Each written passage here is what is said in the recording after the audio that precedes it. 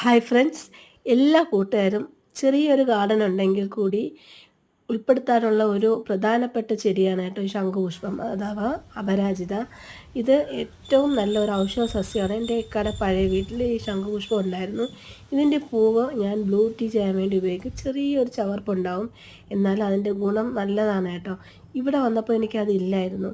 പിന്നെ ഇതിൻ്റെ നീല ശംഖുപുഷ്പത്തിൻ്റെ ഇല ഉള്ളി കഴിക്കരുത്, വിഷമാണ്.